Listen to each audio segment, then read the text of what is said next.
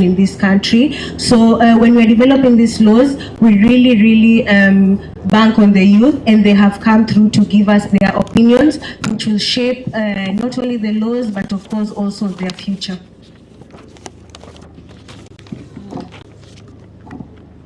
That means you're encouraging public participation in legislative processes and also like budget making too, just to add. Exactly, yes. I'll go back to the students and ask you, when you face a situation where you want to make a decision that conflicts with your values, what do? You have your group of friends, but it gets to a point before you make your decisions, you know very well what you're about to do, you're going against your values. How do you balance that? How do you work on that? Okwaro, let's start with you. Thank you, Madam Joyce. Actually, sometimes as a human being, you might find yourself in a difficult situation. But when it comes to that, me personally, I would sometimes it needs you to lower down yourself and reason. First of all, take a mirror, take an image on those people whom will be affected when you do such a thing. So it is, and also it is one's person's responsibility to ensure that we live we promote togetherness in a society. So when actually you intend to participate in to do something that even you know that it is something which is very awkward. The first result about that is disunity. It creates disunity amongst people, which is very bad. And having in mind that such an act can also lower the development in the society. So, me personally, I would just, what I could do is just to go down myself. I'd say that sometimes it is not for individual, but for majority to help. Yeah, thank you. Give Joram. Okay. Before I answer that question, there's something I wanted to respond to. I like how Dr. Emily put it, as far as there's no need for us to have incentives as human beings in terms of how we approach integrity, morals, and ethics. And I want to give two conflicting arguments to how we can approach that. One of them is I want to invoke Socratic principle when it comes to the feeding of the soul. When we make decisions that are right or that are good, they are by definition a form by which we are feeding our souls. So that is in essence in support of what she said. But now I want to invoke a contrary opinion, and I want to introduce Machiavellian principle. And I want to introduce Machiavellian principle in the sense of not the aspect of Machiavelli would encourage leaders to be corrupt or that aspect, but the aspect where Machiavelli spoke about the reality of things is this. People act a certain way because they think about themselves. By definition, how I act is founded on where is my safety. So if, for example, I have been given a position and I know the only way I can help myself in this position, I have been constricted. The only way I can help myself in this position is through theft. By definition, I will steal. So I'm not saying it is right, but by definition, we need to question our systems, the systems we've set up in terms of how they approach us as people, because they have to put into consideration human behavior. By definition, the nature of man constitutes. Another aspect I wanted to respond to is the aspect of the State Department of Youth. For example, you launched the Water Fund, and I applied as an individual, speaking as a young founder. But I felt as though there was a failure, because a lot of university students applied. And while I would encourage funding university students, more than per se people in Tibet or people who have dropped out of Form 4 is this. We are brought to university so that we are taught the system. University is built on the principles of we understand this is the system and we are part of facilitating the national system and the global system. So our work as university students is not to be employed, it is to be founders of companies that are so innovative that we bring forward the person who dropped out of Form 4, the person who is in a Tibet who knows how to make a mechanic. So for example, I'm supposed to be the person, or one of these people is supposed to be the person who is building a company for, let's say, mechanics. He understands the systems, he understands the legal aspects, he understands the procurement aspects, he understands the global market, so to speak. So I feel as though fine, we can't talk about what, we are saying what the government has done, and we appreciate what every major stakeholder is doing, but we feel as though we are not doing enough. Finally, I wanted to speak about tolerance. Tolerance is lacking in the world by definition. There is a lot of polarity going around, especially when it comes to baby boomers, so to speak, who are by definition governing our country, and newer generations such as Gen Z and Gen Alpha. There is no tolerance to how we approach one another. Because there should be an understanding of, as a Gen Z, I am listening and I am trying to understand what baby boomers want or expect of me.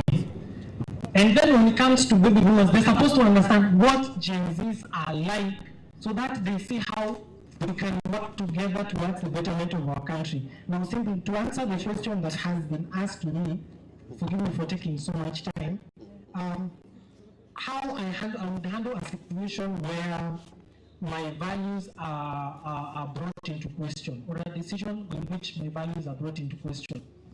I think, speaking for my generation, there is a huge lacking as far as young people, because we don't want to be patient.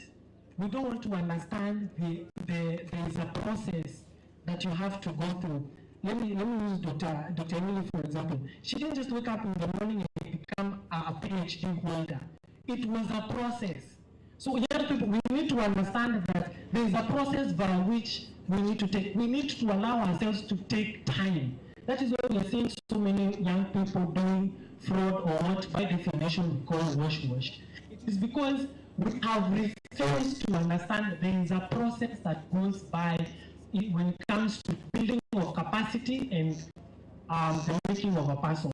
So how I handle it is founded on my principles have to remain.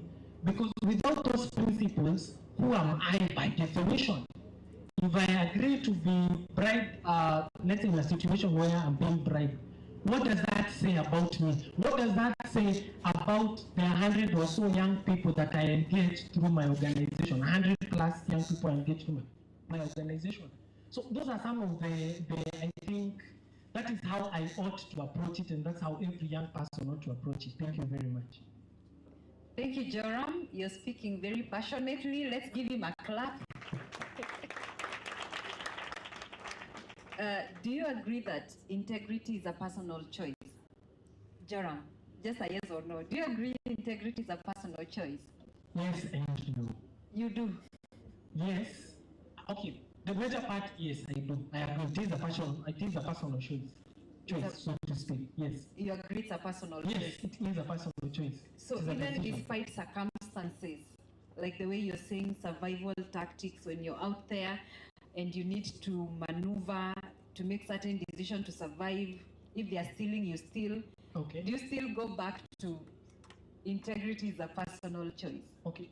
Allow me. Okay. Yes, integrity is a personal choice. However, the major stakeholders we ought to rather, how best I can put it is, when it comes to a poor person, fine, it is a personal decision they're supposed to make. But we should lighten the load, honestly. We should lighten the load. People are suffering, Juana. Hey, we should lighten the load. So that when a person is making a decision that is founded on integrity, they feel as though there is a reward. there is a level of appreciation. CO2, you've done something good, no one is saying, like, I think you get my point. I think even the audience can understand what I am saying. I want to, before I request Mr. David to react to that, I request the MC, the students MC. Yes, the students MC. We want to have a plenary and we pick a few questions from the participants. So we'll ask you to assist us with that. We'll ask you to assist the participants to ask questions on matters integrity and ethics and any of the reactions or insights that have been shared by the panelists. Okay, thank you. So where do we start from? Question against corruption. Who has a question? Yes, let's get from the back side.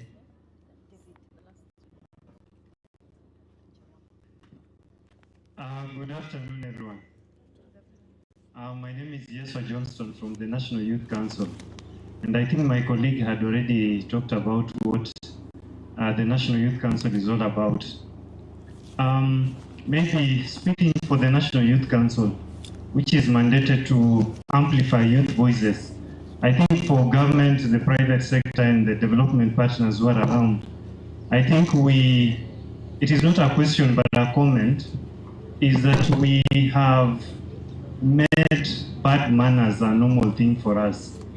I think we have normalized bad manners called corruption and made it look a simple thing instead of just calling it theft and bad manners, if for a better word. If we call it corruption, I think it kind of complicates things and we start talking some tough stuff that people don't understand.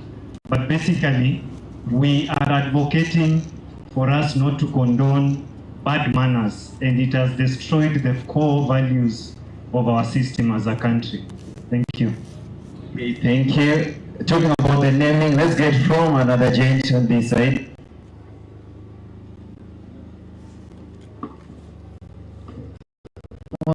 In addition to what my fellow colleague has talked about, there is something we call moral relativism. In essence, that the corruption is not all about the politicians, but it starts on ground. And we normalize everything. Corruption, we put them as our clothes. Everything we do corruptly way. There's a speech saying that a kleptocrat will always enjoy the kakistocracy, but a democrat will always enjoy democracy, freedom, and fairness. Now, allow me to pose a question on the panel. When we say you must be a person of integrity, if I'm doing everything as an integrity person, but the community judge me as from the integrity part of it, how can we go about this? Thank you. Thank you. Let me get from a lady first. Then for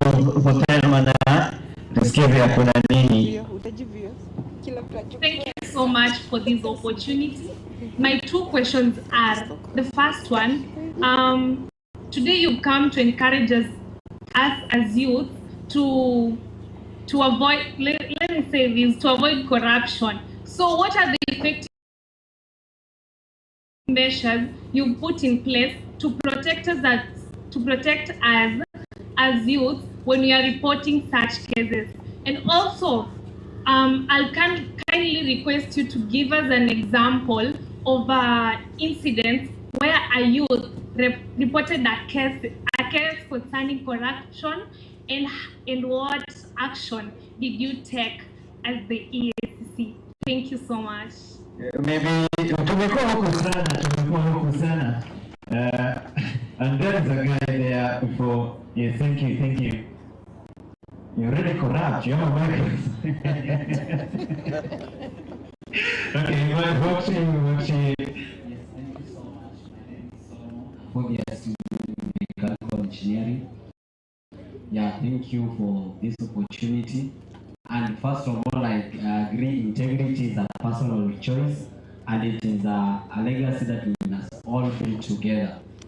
And I have a question to the commission on top to what my fellow colleague has asked, that what are the measures that the commission has put in place when I anonymously sent or report a corruption case, that the commission will deal with it without disclosing the source. And number two, what are some of the practical steps that the commission will recommend to this generation,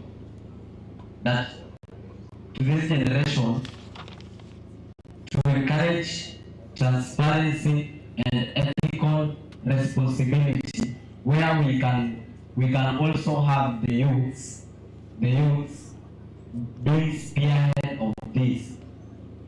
Now that you have come into this place, can we have some forums where we are the youths facilitating such programs? Now, not the commission, not the members of the staff. Thank you. Thank you. Let me get from here. Thank you very much, all protocol observed. I just want to give a challenge to ethics and commission. I'm called Fred Anna. I'm very sure that when the commission was coming from Nairobi to this place, I hope you met along the way the traffic officers. And if we look at the Ethics and Anti-Corruption Commission, it was enacted some 10 years plus back. But we are still seeing form of corruption along the way. And I'm very sure when you are driving the vehicles that you are in, you saw police doing some sort of hand check. But what have you people done so that you can emulate that this thing is purely being critically it is being critically crystallized to detail. Lastly, if you check out the commission's form, we are not seeing youth. We are only seeing, I'm very sorry to use this word, mostly we are seeing octogenarian group. We are not seeing youth. We need to have youth there so that if things mess, we are supposed to point out these are the youth and you have really failed in the leadership. That's the place that we want to see. It is the Ethics and Anti-Corruption Commission should not be paperwork. It should be something that even blind people can feel that surely corruption is being fought in this country. Thank you. Thank you very much. We can. I think of going back to the panel, it is becoming water and sweeter. Back to the panel. Thank you very much. I'll ask the panelists to respond to the questions that they can take or even comments, and we'll sum it up. But we'll also still have another time for plenary. But for now, let's first comment on that. We're starting with Mr. David.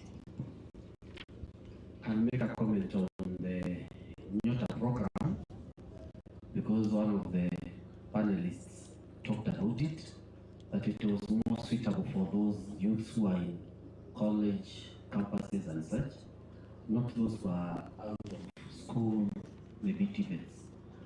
The design of the program was meant to benefit those who are very vulnerable to the systems because they need a lot of training. And even when you look at the funding, there is a lot of support. They are given 22,000 to start with, then they are trained, they are monitored, and then they are given the next batch of funding. And those youths who are out of college, those who have not gone to college, they are left out of so many other programs. We have programs which the youths who are in universities, who have courses, who are trained, who have skills can benefit. Like the youth fund, we give youth funds, although it's a loan, that loan you start with 100,000 up to 4 million. And those funds are available. And we have offices in all the counties.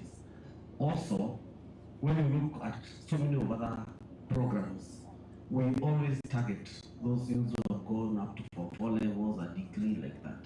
So let's look at these youths who have been left out of the system, let them benefit, and once we see the success of the program, we can roll it out to other youths. But the youths in the universities, we also have a Kazi Majuu program. We give them loans to go and get jobs outside of the country, and those benefits we pay for their upkeep, the airfare, the visas, everything. And those opportunities mostly benefit those youths who have gone up to the university level. Thank you. Thank you very much. Take advantage of those opportunities.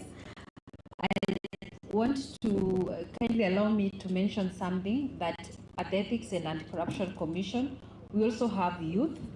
It's only that the whole of the staff couldn't be here today, but we actually have youth and we work with the youth. I'll allow Dr. Moria to respond to some of the issues before we get back to you, the students. Yeah.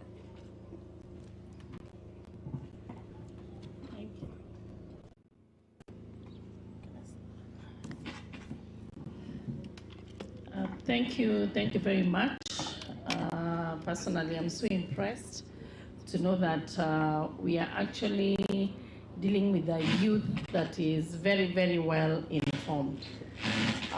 Before I can react to the questions from the youth on the other side, maybe I'd just like to make a clarification to Joram.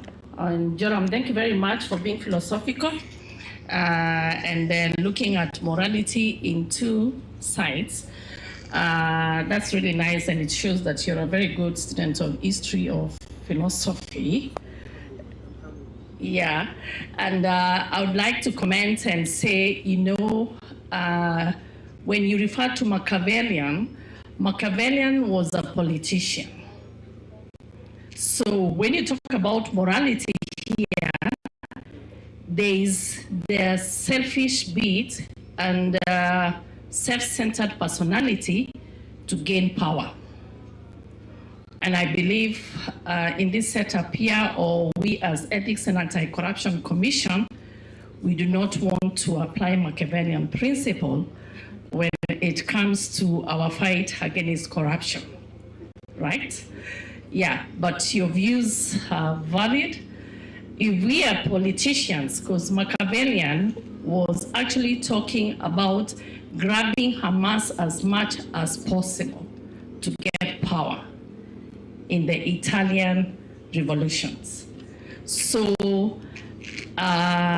we cannot approach, and I know, and I don't want to name names or whatever, around the world, there are many of our leaders who apply the Machiavellian principle. Yeah, it's power to amass power, and that's why in Africa, it's been known that leaders do not want to leave power. So they want to stay in power until they die. So there was issue on the issue of ethics and anti-corruption, and especially when it comes to protecting of people reporting corrupt practices. And the Ethics and Anti-Corruption Commission encourages report any corrupt occurrence. We have numbers which actually my colleague here, Dr. Susan Kinyeki, just allow me to involve her in this. She's actually running the docket on how you really need to report corruption at the Against and Anti-Corruption Commission. And I'm allowed to let her comment on that.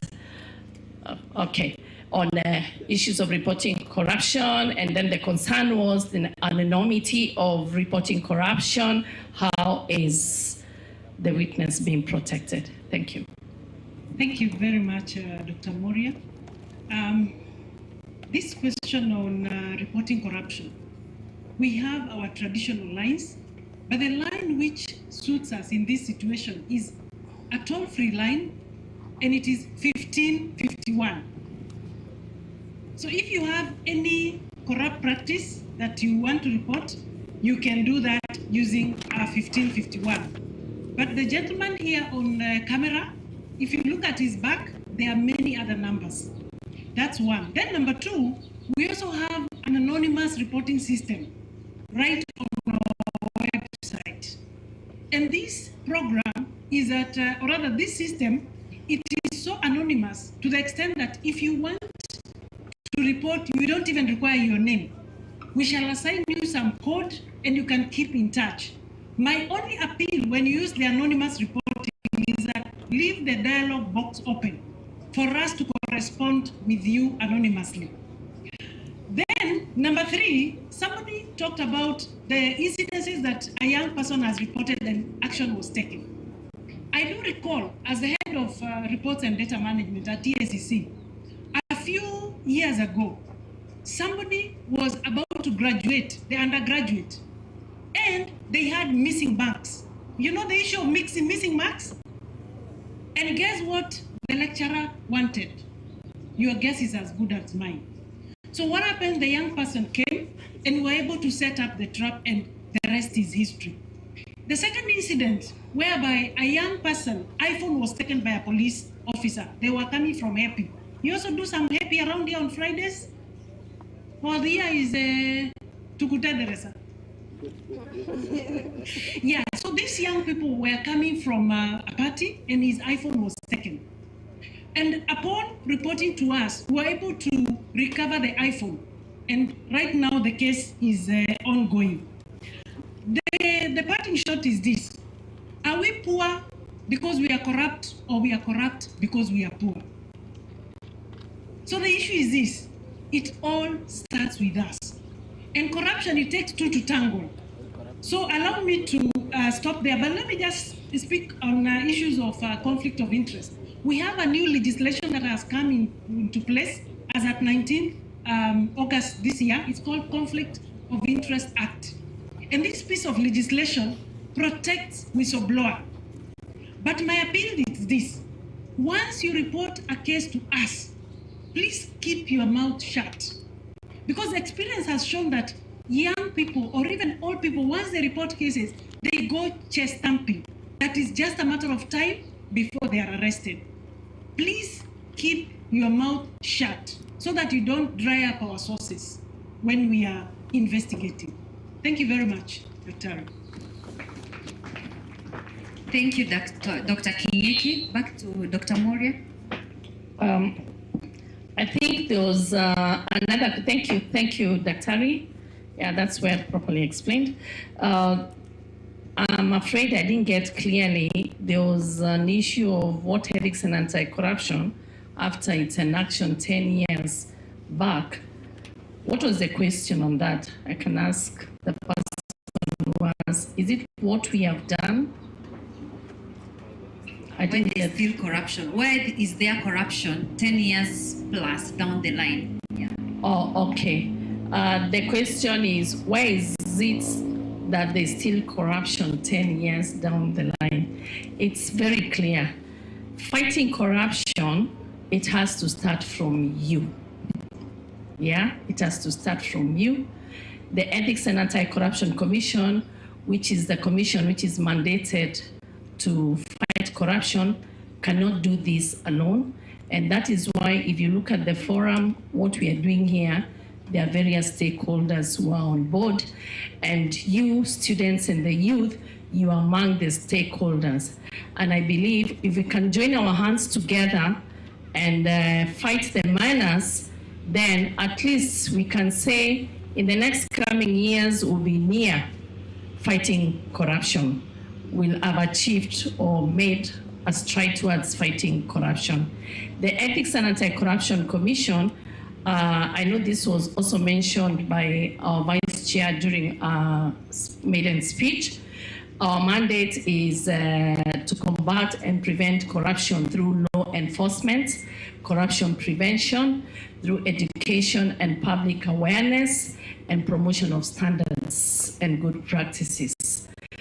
So with that, we need, especially when it comes to public education, we need the society also to be with us. I'll give an example. If you're living next to somebody that you are sure and convinced, and I know this university, your motto or one of your slogan is fair go. And I like that when I had your Vice Chancellor mention that, and that is equality, equity in doing things. So if you're living next to somebody that you suspect, maybe this person has got a good job, and within no given time, the person's life has changed dramatically. So you're also aware that something is happening, but you don't bring it to the plight. And that's why my colleague here is saying anonymous reporting is there and you're protected, but you need to have evidence. I know the commission has been seen out there, and he mentioned maybe arresting policemen. Policemen are not the only the corrupt people. So what am I saying? The commission cannot fight corruption alone, so we need you on board, and you young people, like it's just been mentioned, the youth are pretty much involved. And I believe, like you showed during the Gen Z protests, that you are agitating for transparency and accountability. The opportunity is there. So put in your agenda right. Thank you. Thank you very much. This conversation of integrity can go on and on and on. I'll be requesting the panelists so that I know before lunchtime, this was an interactive session.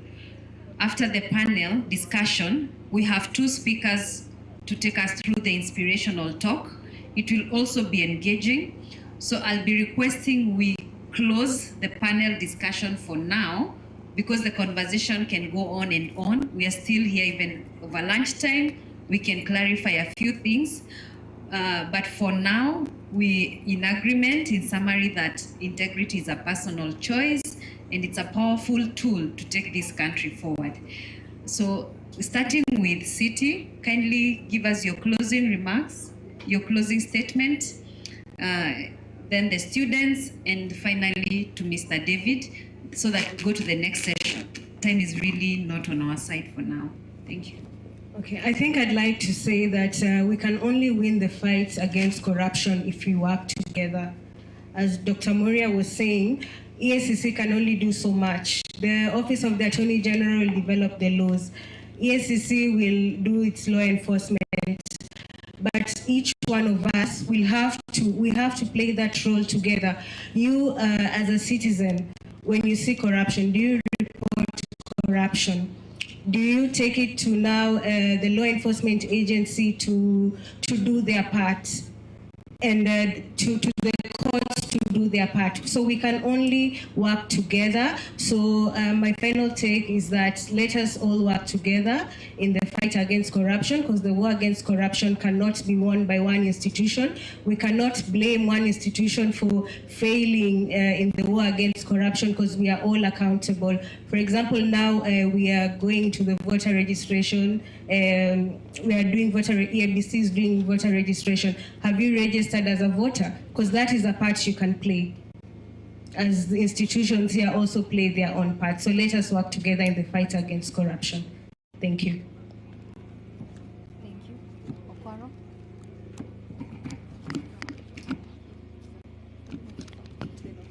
Oh, my name is Clayton once again. So my parting shot will be, before we take a step to look at the commission, the government, and the people who are superior than us in the society, and decide to blame them for corruption still taking place maybe 10 years down the line. We should first narrow it down to ourselves, make it our personal responsibility, ask ourselves, what have we done to ensure that corruption is not a tragedy? Because history has demonstrated that time and time again, the people who plant the trees never enjoy the fruits of the trees. Their joy should be in planting the fruits. So I suggest that we all make it our personal responsibility to fight corruption from the bottom level as it spreads to the top level. Thank you. Oh, thank you, Joyce. As we conclude, maybe what I can say is that the youths, we have a lot of energy to ensure that we have deal with corruption the way it is required. And before I make my conclusion remarks, I would just like to say that today youths live in a country where they don't have any trust in their leaders because of the acts which their leaders keeps on doing to them. You find that just as recently, our lecturers were on demos, but the leaders keep on going around, that they are in meetings, gatherings, they are empowering women, yet we are not learning. The learning was not there for almost 49 days.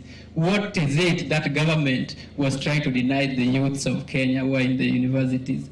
Despite that, again, you find that the same government will keep on assuring us that there is something called Kazi Maju. And this Kazi Maju, we don't know those people who have been taken there.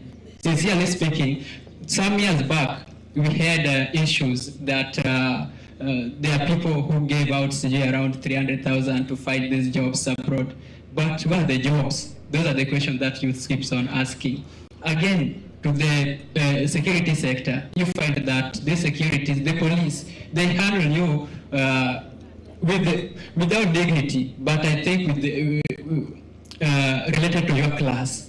The way a police will talk to me is different to the same way police will address maybe one of the leaders in Kenya, whom we elected to be there. So to fight corruption, I think we have a great responsibility. This is a responsibility which we can't hand over to government alone, because this government, it has been, it doesn't have power, the weapons to ensure that the corruption has ended. Again, in the sector of employment, you see how things happen in Kenya. We don't believe in it. Again, look at every sector of government. There is no youth. How will we say that we are represented? Again, we have to us, I can assure you that we have the tool required for us to shape the country. It is just, there before, it was just a matter of time. But today, we are saying that corruption will end today, not even tomorrow, but only if we unite as youths and to the promised land will arrive one day. Thank you. As I conclude, I think that corruption is a norm amongst us and amongst the youth, and it's not our fault.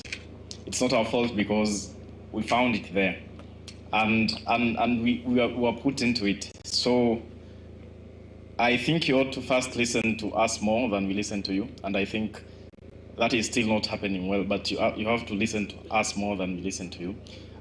Statistics show that when corruption level increase, the youth uproar will also increase, and it has between 2004 and 2020, 600% times. So the youth are ready to fight corruption, as a matter of fact. But the problem is, what are the incentives of corruption? We talked about incentive. The incentives of corruption are so high that if I need to be rich, I just need to be corrupt. And look at the cases the SEC have brought to court. They take years to be complete. People maneuver out of these things. Look at the case of Aurora and Kimarer, in and out, nothing happens. So for the youth, it's not an issue of telling youth that you need to stop corruption from your end. They are ready to do that, and we went to the streets just for the same sake. It's now an issue of the institutions to fight this corruption. As a fun fact is that Kenya has got 10 plus anti-corruption institutions, ACC being the main one. Singapore only has one, but the world knows that we are more corrupt. Our index is bad, right? So don't tell the youth to stop fighting corruption. We are fighting corruption in our own levels, but we need to scale it. We need to scale it, and you ought to listen to us more than the reverse. Thank you. For sure. We are here today to listen to you because as EACC, we believe you're not the leaders of tomorrow, you're the leaders of today. So we are here to listen and we'll keep listening to you. Joram, in a nutshell. Okay, thank you very much. I'll just reference what my brother has said. We are the ones, we are very open to pushing for the agenda of fighting corruption. And I think how I can best put it is, there's a conservative way by which the EAC has been approaching corruption. And I like that doing forums like this is very new to the EACC. And we appreciate that, but we feel as though more can be done. For example, the establishment of positions like brand ambassadors for the EAC, who champion, so to speak, a conversation about corruption. I understand, Madam, you're the head of the Kenya Leadership Integrity Forum. We felt as though, or rather what we were expecting, thank you for bringing us your seniors, but we would have felt more connected if you brought us the younger team. We would have felt more connected. We would also have appreciated if you were sitting there with us. I understand there's a protocol to how you approach things, but that connection, I think it's very important, and I can particularly sensitize on that. And we are very open. I am particularly very open through my forum to pushing for a Kenya that is founded more on principle, on integrity, on the betterment of this country. Thank you very much for this opportunity. I do not take it for granted. Thank you, Joram, for that. And in these conversations of integrity, we always think it's good to have a blend so that there's that exchange and sharing of information, both from peers, from our seniors, from the youth, because the conversation on integrity, or rather on corruption, affects everybody. Sure. The elderly, the young, name it. So it's a blend. It cannot just be one way. We'll also have to borrow wisdom and experiences from our senior. So kindly allow us to be doing blend of both, but there are those, it's only maybe the youth targeted. It's a different kind of engagement on dialogue, but for today's event, it's both, so that there's also exchange of experiences and insights. That's why we'll be having the second session on inspirational talk from people more experienced, people who can now speak to us in an inspirational way, saying that indeed there is hope. There's hope in this country. Yes. Let Mr. David also close, then we'll be going to the next. Thank you, Joyce. I remember one of the panelists mentioned about Kazi Maju. We have a desk with Youth Fund. They are the ones who are coordinating the program. And I know the youths here may wish to get more information. Also, Mr. Dennis is here from Youth Fund. My closing remarks is that these discussions are very good because we are engaging youths and we are hearing the youth voices. I know EACC has put in mechanisms. We want stronger institutions.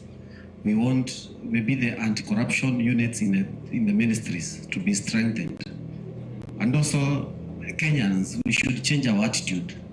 When I hear the EACC is coming to my office, I should not be scared that I'm running away. I'm feeling like judgment day has come. So even EACC, you should also be a bit friendly when you are dealing with other offices, so that you can get more information. That is where the youths are asking, how do you protect them?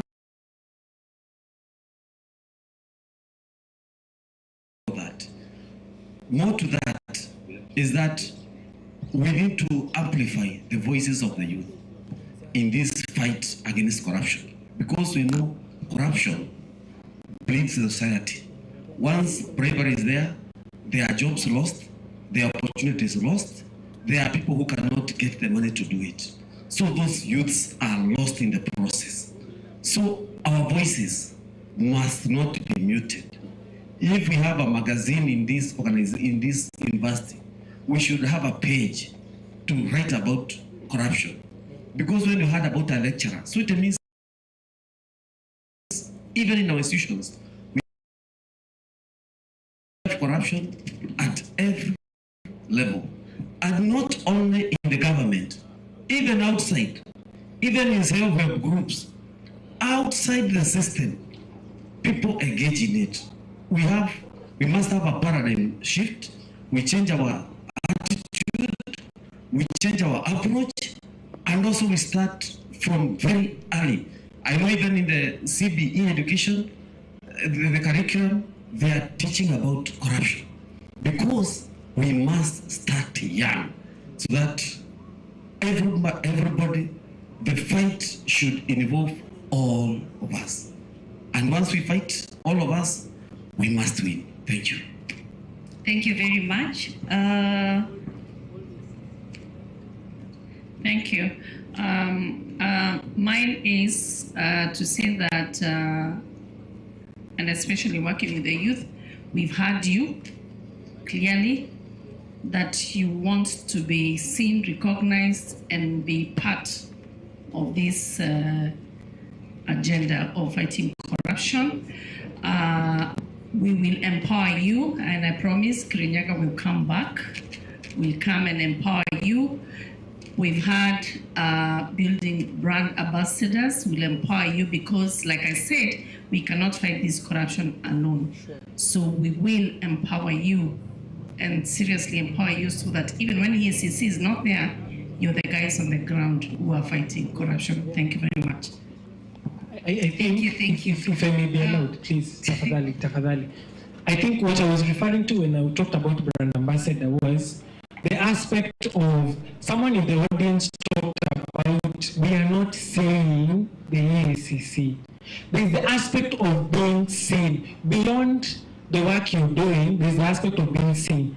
And where a position like a brand ambassador or young people comes in is in reference to we are the ones who go to the public and voice that for you through things like social media platforms.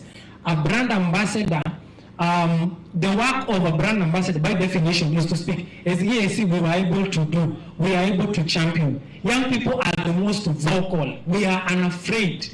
Look at, for example, how we were about to close, but you see? It's because we are the most vocal. We understand we can push for these conversations. And really, it's all about the aspect of young people are the future. The older generations are about to retire. We as Gen Z and Gen Alpha are the ones who are going to create the next Kenya, by definition. No doubts about that. We're going to create the next Kenya. And how we want to do it is founded on the principles of, by definition, integrity. So that is why, so to speak, I pushed for that. Thank you very much. So sorry again. Thank you, Joram. Kindly allow us to close this session at this juncture. I'll request all of us to appreciate the panelists kindly with a handy clap. Thank you, panelists. Thank you for your insights. I think before we go, there was a comment from the audience, but I think you can just get in 1 minute for the benefit of the audience. No, we're saying we are coming back on that, and the inspirational talk will also have a plenary. Okay. I'll be inviting my colleague, Mr. Wasala, to take us on that. Asanteni sana, I'm Willis Wasala. I want to moderate a short session of getting to receive words of wisdom and experience on how you can build, sustain, and ensure that integrity is being enhanced. To start us off, I'm sorry, it may be raining in the next 20 minutes, so we'll be very short. To start us off is Mr. Vimal Chada, who is coming from the religious council. I want us to talk to us on how do you embrace ethical mindset. We know that everything starts from the mind. The mind is a very important tool, and if we were to fight or enhance integrity, then the mind has to be shaped. So, karibu Bwana Vimo and talk to us. Good afternoon. Youth here. Can we stand up, all the youth first? Stand up. You have been sitting for quite some time. And hold each other's hands. Each other's hands. My dear sisters. Salam. Can you hold each other's hands? Hi, Nashida. I want to take one word only. Youth united against corruption. You have to say 3 words. Youth united against. Are you ready? Are you ready? Are you ready? Yes, we can. Sindio, I get in. You can sit down. Now, God is blessing us because we are thinking about youth. And youth is frustrated. I'll give you the definition of youth. Young. Why for? Say more, young. O, obedient. U, unselfish. T, truthful.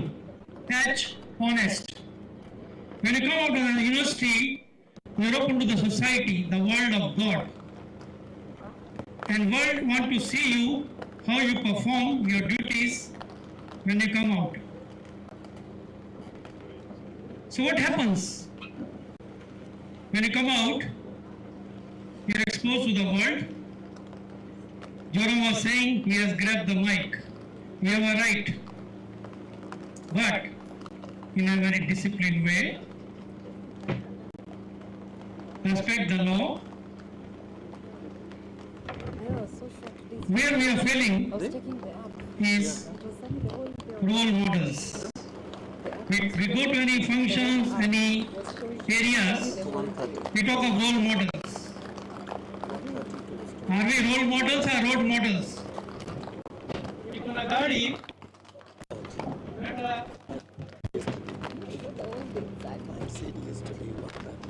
So what is happening?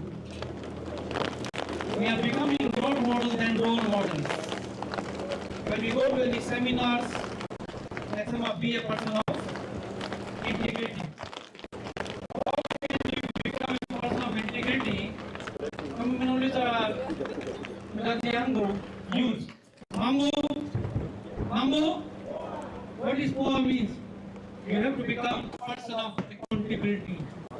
When you say somebody, your brothers, sisters, relatives in the church, you say poor means person of accountability. I'll give you the words which is very common in the society, which you can use to sensitize your another youth in the community.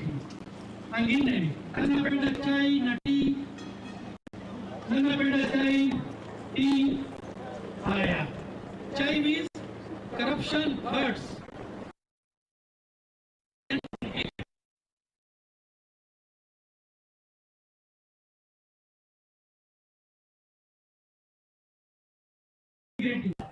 You know what? When I come to your office, you help me. Namaliza mambo alafu nasema mwindi sasa nawacha iko lunch time wanapatia kitu makati chai lunch. So what you do after doing all the good services to your citizens of this nation in the county, then you show your real character, that somewhere in your heart is greediness to get extra cash, which is lawfully not allowed, isn't it? Kama namna gani? Is it allowed lawfully? Kama nasema iko barabara, ndugu yangu nasema kutoka Nairobi mpaka kuja hapa mpaka Kirinyaga, gari inasimamisha. Weka mkono juu, si ndio? Why? because katafuta 150 toka lori kama matatu. I want to challenge the ESCC. The life of Kenyans is not 100 shilling or 50 shilling. If that matatu or the lorry or the bus get accident, how much money and the family lost? Because if one family lost a member, a lot of expenses comes in. If there is no insurance, physically challenged, some legs are broken, some any other body part is broken, you have to go to the hospital. And lot of challenges comes in. Then we start WhatsApp group, Machangia Paisa, single.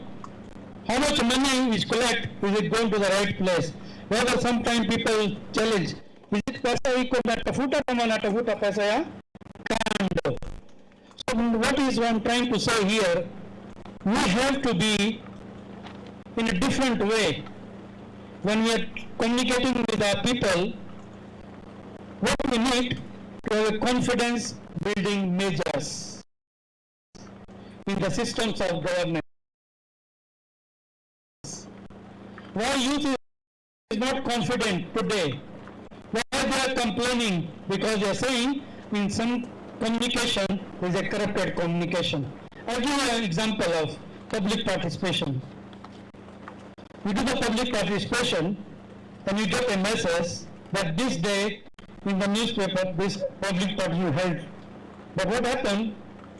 Before 1 hour or day before the film Hare Krishna, it is now postponed.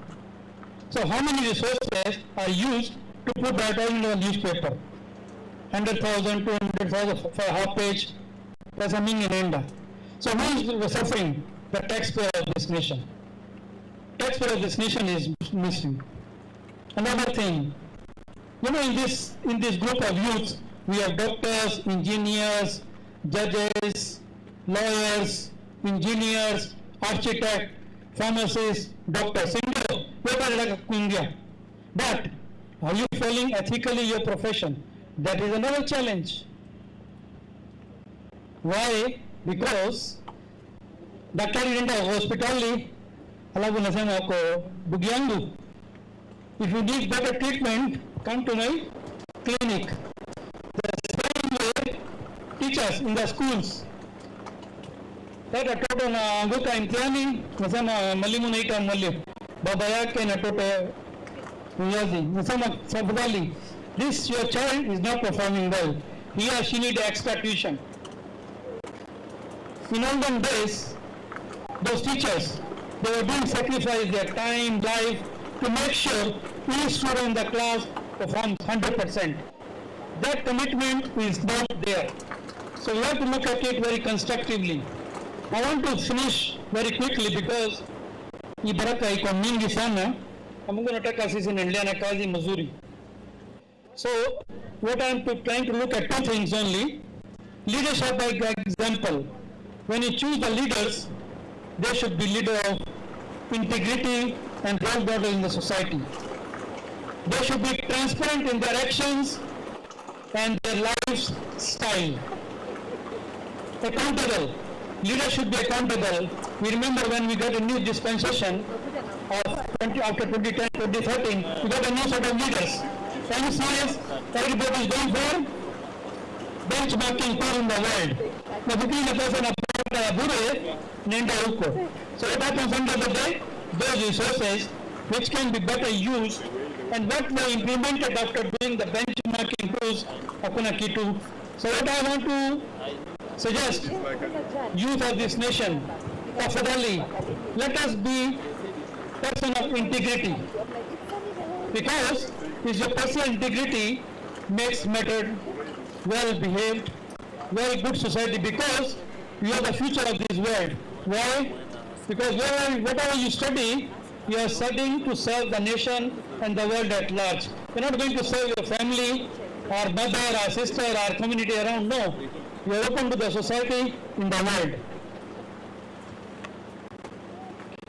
Whistleblower protection is there. Thank you, madam. You have talked very nicely.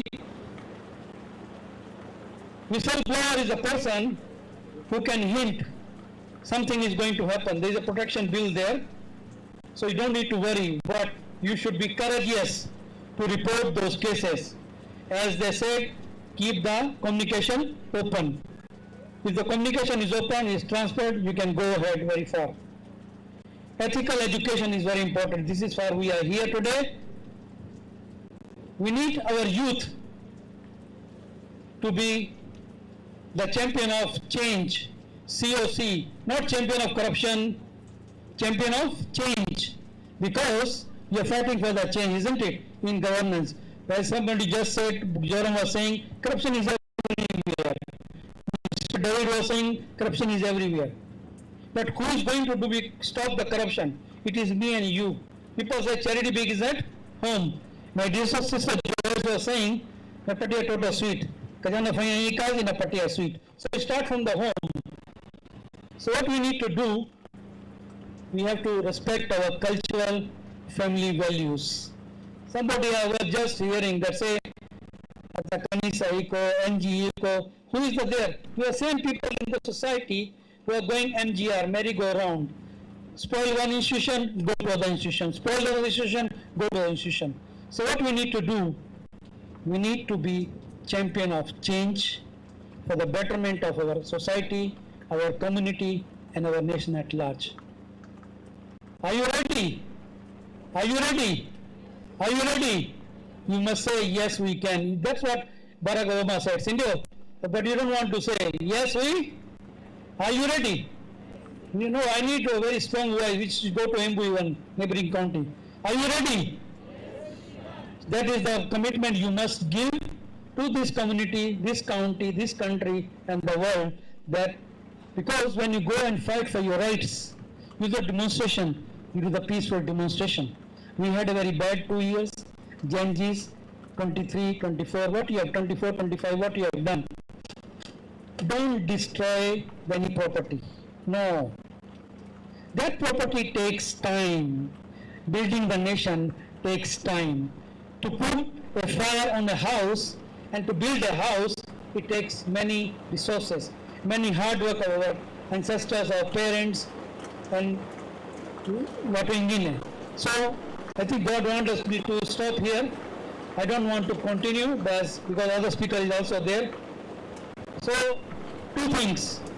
Youth is obedient, unselfish, truthful, honest to society when she come out of the university. But he or should be respected, given the full rights, and they should be employed in an integrity way, in transparent way, because this is another challenge why youth is frustrated. Why they do demonstration, why they do the strikes. Other day I saw the clinical office on the road, professors on the road. So what is the problem? Our doctors have studied upon internship fees. Why? So let us put the governance structures, because it's the bad governance as cause of corruption. And we have to fight. ESCC is doing a lot of work. We have a county anti-corruption committees. We have a CPC, universities, where each department has corruption committees. The corruption committees are working. So I got a signal, the time is over. May God bless you all. So we are together to fight corruption. Can you say that? We are ready to fight? Ready to fight? For the youth of Kirinyaga County. Thank you. Tumpigie makofi tafadhali. Let's appreciate him for that wonderful. Thank you, Bwana Vimol. Vimol has clearly stated to us that to embrace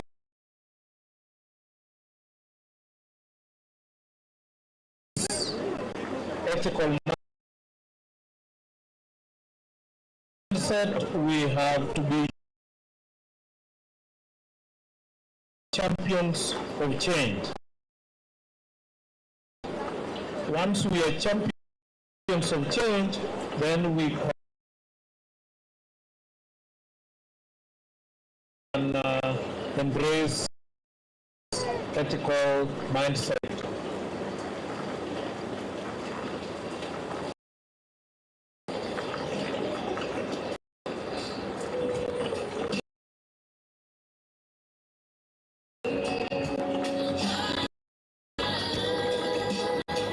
think the rain may be interfering with our concentration.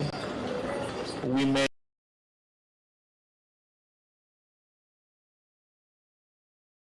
need to take a break when we reconvene once the rain is off. Tumekubaliana? Au tuendelee?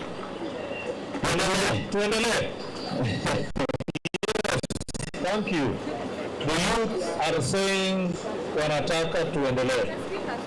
So, having gotten a word of counsel from you people, because this occasion is yours, you are the ones to moderate whether we proceed or not. You clearly advised me that we progress, and now we want to go to the next phase. Why are we here? Why does integrity matter? I would wish to invite Dr. Cecilia Mutuku, who is our commissioner, to come and talk to us on our experiences on why integrity matters. Asanteni. Tuko sawa?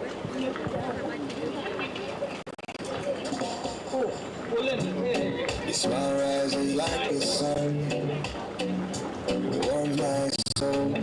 You're the only one. Good afternoon. I hope you can see me. I come from a community where when it rains is a subject of discussion in our WhatsApp group. Some of you might be thinking this is normal, eh? Yeah, I'm sure now they're asking, has it rained? How many? So for me, this is a mega blessed thing because I come from an environment where we see rain once in a while. But coming back to what we are discussing,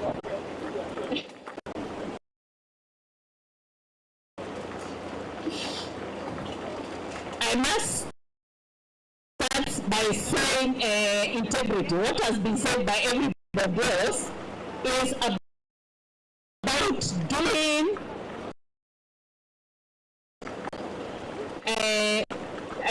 doing things when no one is watching. That includes exams or whatever it is.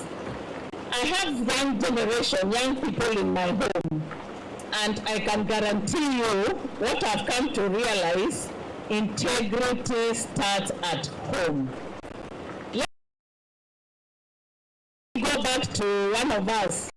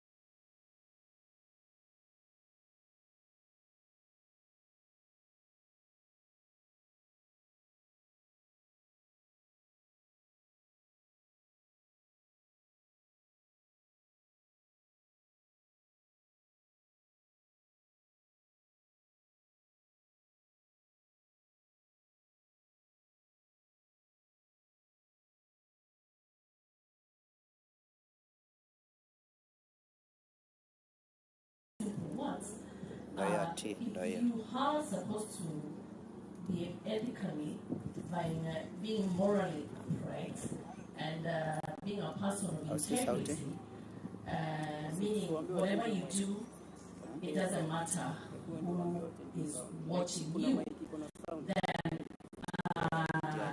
to me, I think there shouldn't be an incentive related to the issue of morality and integrity, because itself, isn't it?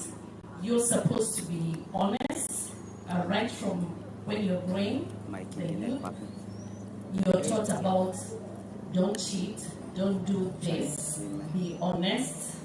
So basically, and I don't like where children have grown up being pacified by being told, if you do this, I'll buy you a sweet, or your father or mother in the evening comes and brings you something in reward.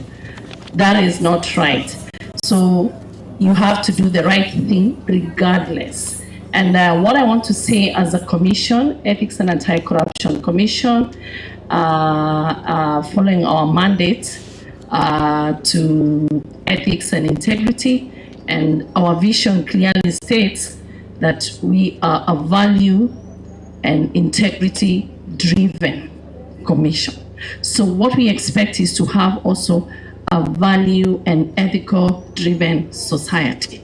And we do many things to ensure that this is streamlined. Like what we're doing right now is one of it, to sensitize you, to inform you on what you need to do and what you do not need to do. And just to sum it up, and I'm glad that your dean, the dean of students, was very passionate, and from the speech of our vice chair, that all institutions of learning need to have integrity clubs. Why do I say about integrity clubs? Is to emphasize, and basically everybody is supposed to have integrity, even the entire community within the university. It's not only the students. Right from the security guard from the gate should have integrity and morals. Thank you. Thank you very much, Daktari. You've captured it so well. You need not be incentivized for you to act ethically. I'll turn to the State Department for Youth Affairs. Kindly, Mr. David, you can share with us what are some of the programs or strategies that you use to engage with the youth, and highlight how you work with the youth at the State Department. Thank you. Okay, thank you. The State Department for Youth Affairs has programs like the Youth Enterprise Development Fund, where youths who are engaged in business can apply for funding. And you know the temptations which come when there is money. We have tried to put different levels of approvals so that when the youths apply for funds, we minimize the chances of corruption, giving incentives like that. And we have a program called Nyota, National Youth Opportunities Towards Advancement. And in that program, we are giving youths business support. That's a program which even the president is, it is a brainchild of the president. It's a big project. I've seen even students from this university had applied for some of the funds, but we are only supporting those who have gone up to Form 4 level. And in those programs, we have digitized our process, because once you open to manual systems, there are so many other avenues where people can interact with each other and give incentives. So we have so many other programs which support the youth. And part of it, if we'll have integrity clubs, we can work with ESCC so that we can mobilize our youth both in colleges and even out of school. Because those youths who are out of schools, they are normally left out of so many other processes because they are not in an organized setup. Yes, thank you. Thank you very much. The students who are here, you've heard from the State Department for Youth Affairs that they're supporting businesses. I know there are those who have like startups, like Joram, you've mentioned. You can take this opportunity to have a conversation after this meeting, after this event, with him for more information. Maybe I can add something else.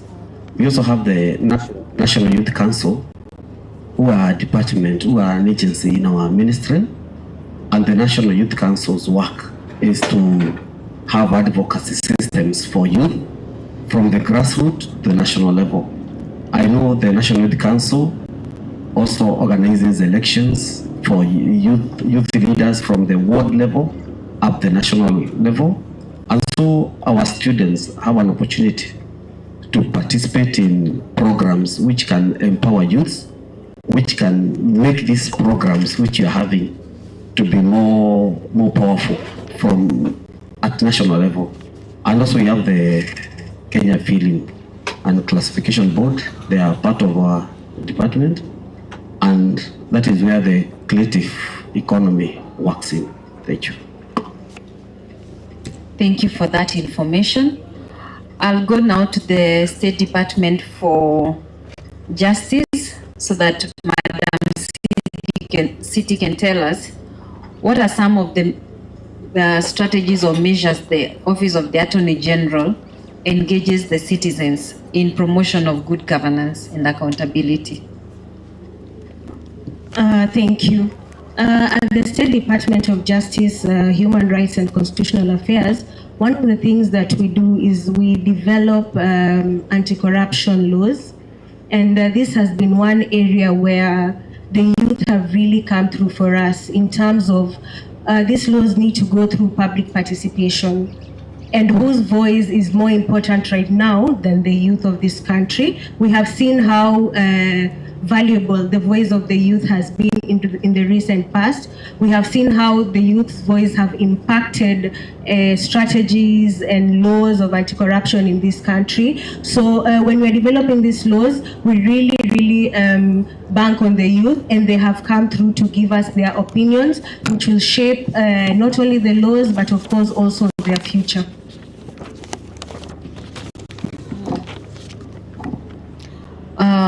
That means you're encouraging public participation in legislative processes and also like budget making too, just to add. Exactly, yes.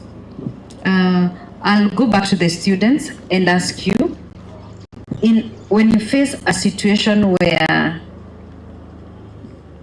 you want to make a decision that conflicts with your values, what do? You have your group of friends, but it gets to a point before you make your decisions, you know very well what you're about to do, you're going against your values. How do you balance that? How do you work on that? Okwaro, let's start with you. Thank you, Madam Joyce.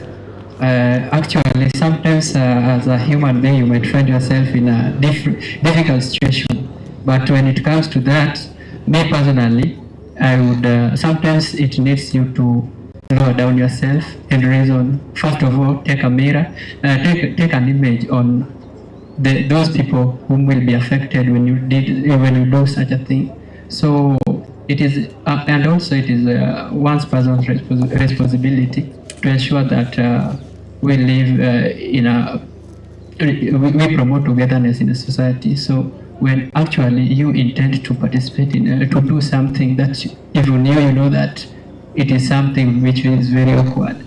The first result about that is disunity. It creates disunity amongst people, which is very bad. And having in mind that such a thing, such an act can also lower the development in the society. So, me personally, I would just, what I could do is just to go down myself and say that sometimes it is not for individual, but for majority to help. Yeah, thank you. Give Joram. Okay. Before I answer that question, there's something I wanted to respond to. I like how Dr. Emily put it as far as there is no need for us to have incentives as human beings in terms of how we approach integrity, morals, and ethics. And I want to give two conflicting arguments to how we can approach that. One of them is I want to invoke Socratic principle when it comes to the feeding of the soul. When we make decisions that are right or that are good, they are by definition a form by which we are feeding our souls. So that is in essence in support of what she said. But now I want to invoke a contrary opinion, and I want to introduce Machiavellian principle.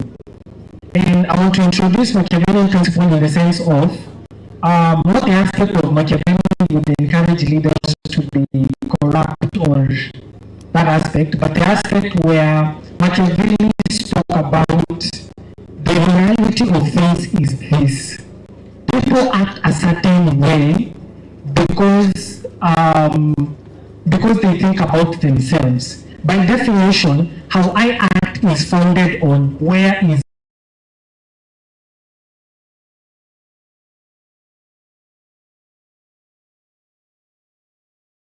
my safety.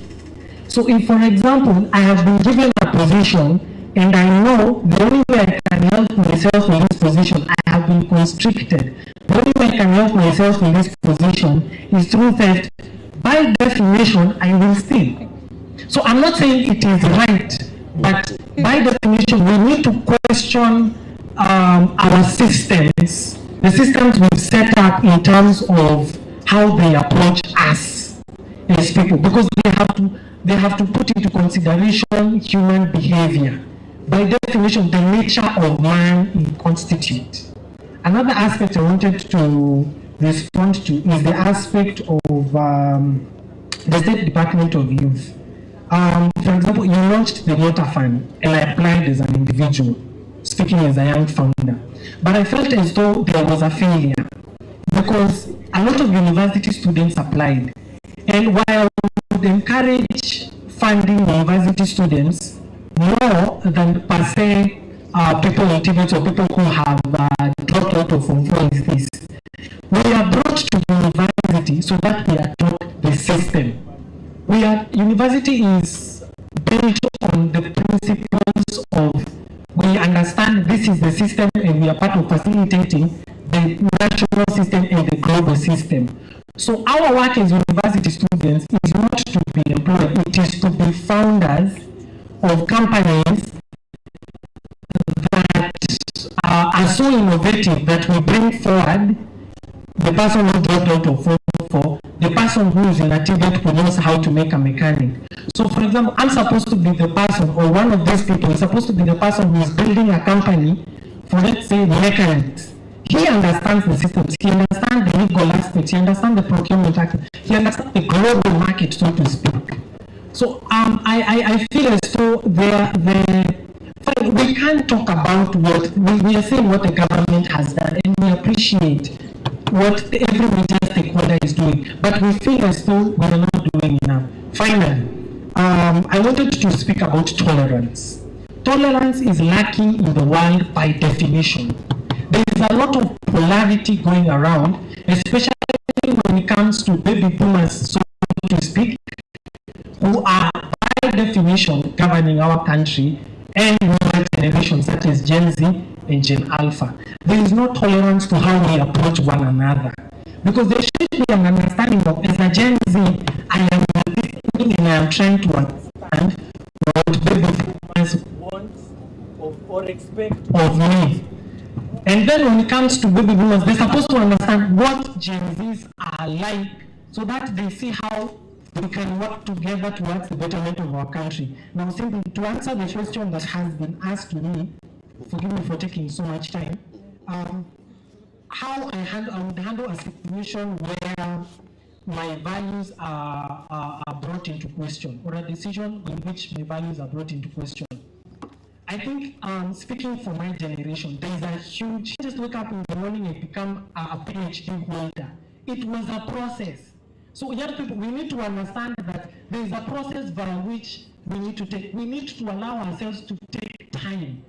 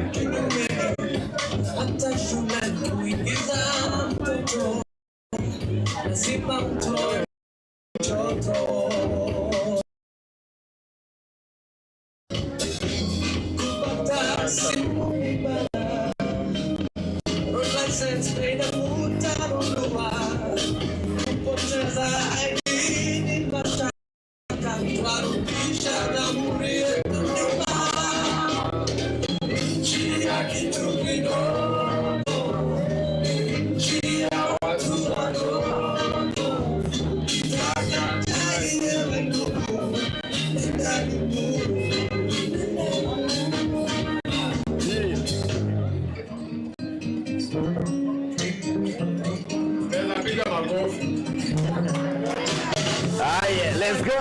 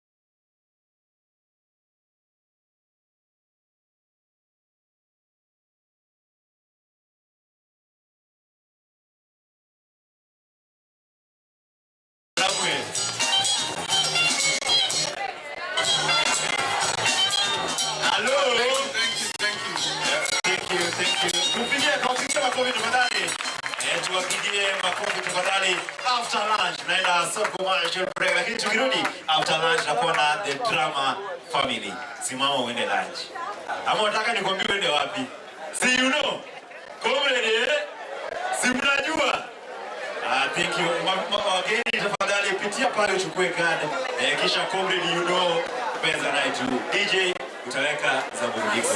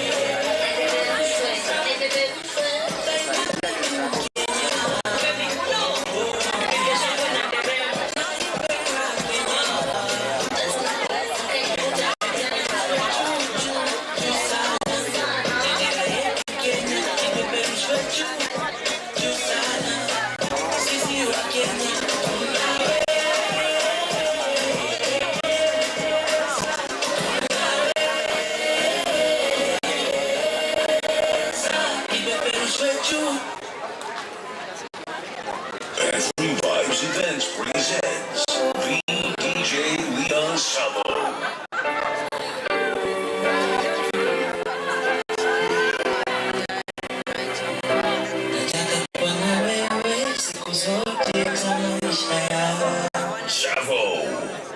Malaika kwa maisha yangu ni wewe daima. Nakupenda sio siri. Good Free, I just wonder about. You get him in.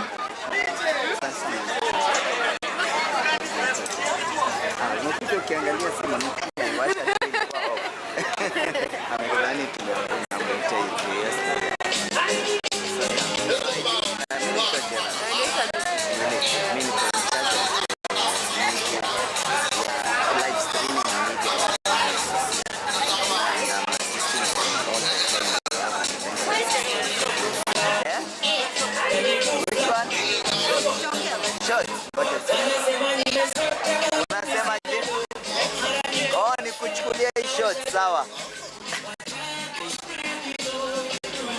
Sawa. Ama hata tunasikia hiyo kamera nini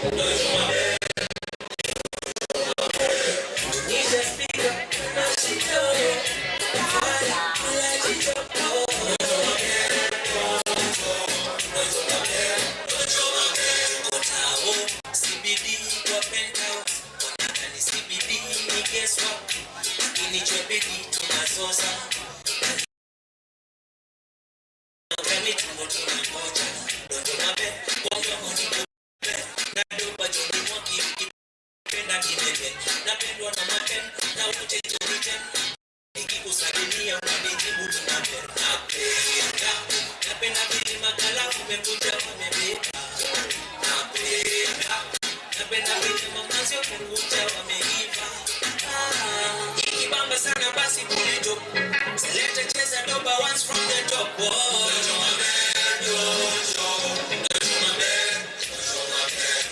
Nisha speaker, mashika